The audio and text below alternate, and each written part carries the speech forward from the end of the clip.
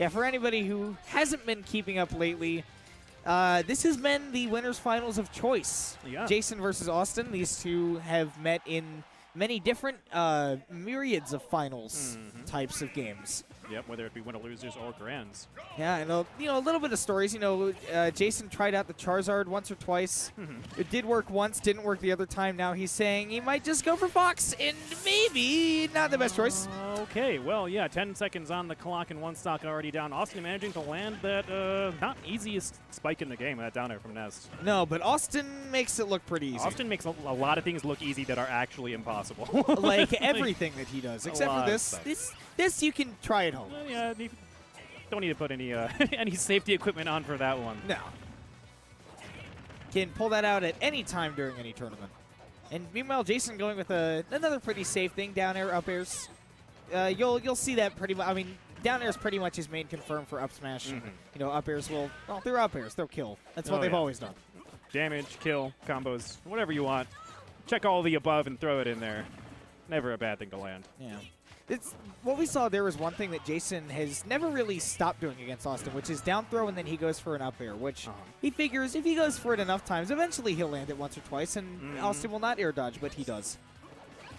There with that back air, JaySon going to take his first stock, but he's down pretty significantly. And if Awestin keeps chasing him like this, he is subject to hate, but able to get back. Yep. Still off stage now, though. Does not get hit by the tail of that PK Thunder. Man, Awestin has just become so good at edge guarding Foxes, having to play JaySon so many times, but meaty back throw. All right, yeah, racking all out % from the edge guarding.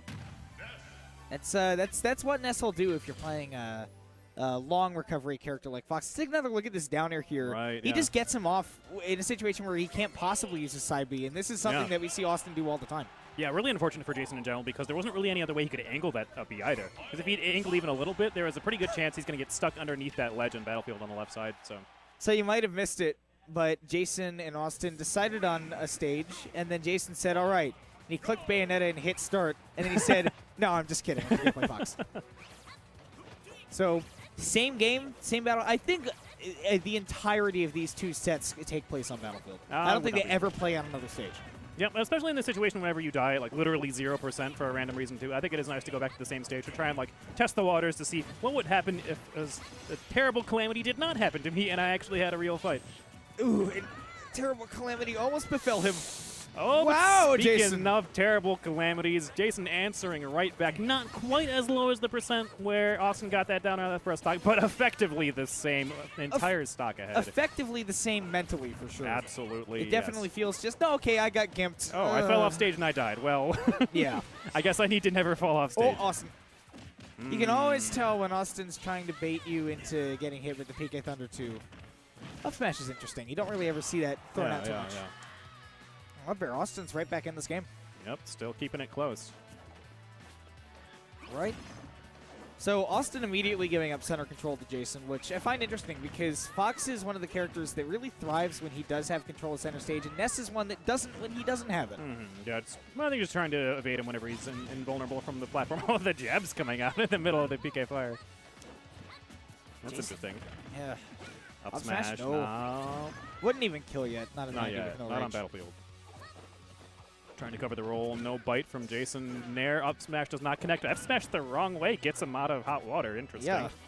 That's one of the weird things about Fox is that his forward smash does work as movement tech. Yep, that up smash. We're going to be seeing game 3. Will it go back to Battlefield? I believe it will. I would not be surprised. These two... if I were still keeping track of these stats, I would be like, these two have played, like, 21 games this year, and all 21 of them have been on Battlefield. Would not surprise me in the slightest. Yep, Awestin, though, actually looking at the stage list, so maybe considering a counter pick. Okay, yeah, we are going to go to FD. That will take away Fox's ability to juggle Ness a little bit. A little bit. We'll give Fox a little bit more room to run, though, so we'll have to see.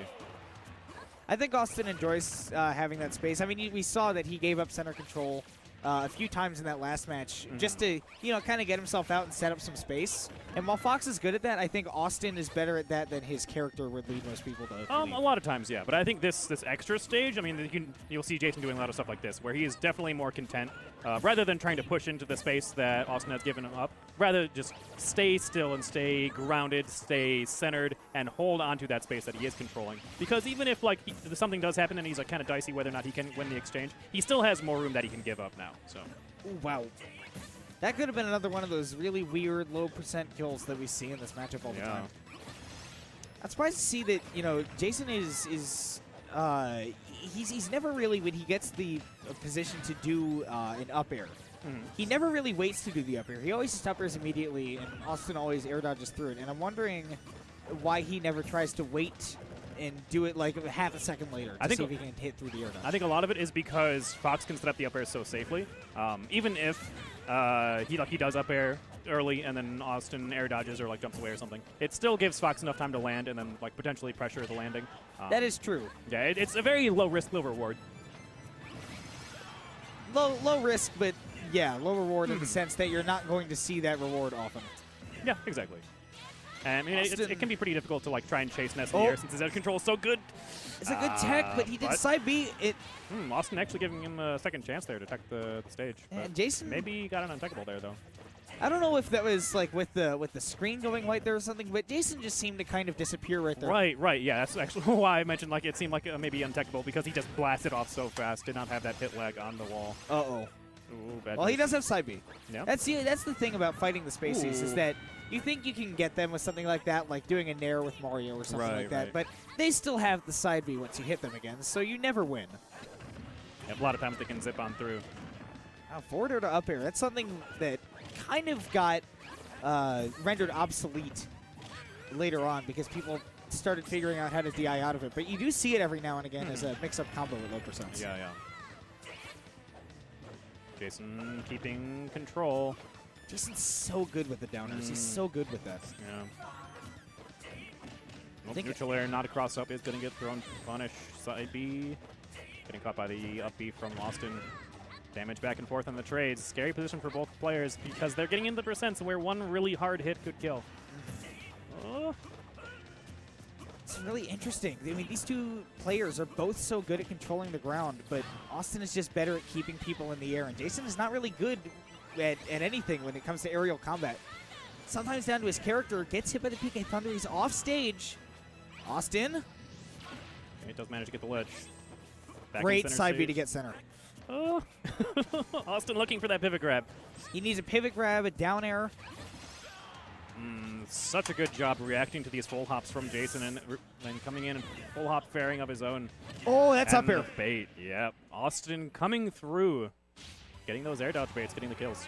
So much damage from just pushing him into the corner there. I think that was interesting a lot in that last game, especially near the end there. JaySon did actually give up center control, but then kind of got punished for it. He ran to the far edge of the stage and then had that situation where he was like, oh, I put myself in a really terrible spot. Now I need to side B in and try and gain more stage control again. And Awestin just kept on the pressure and kept on him and didn't let him get any space to really work his zoning at all. Yeah, that's kind of the thing about Awestin is that he'll kind of give up center stage sometimes himself to make you think that maybe it's okay if I give up center stage every now and then. But once you give up center stage to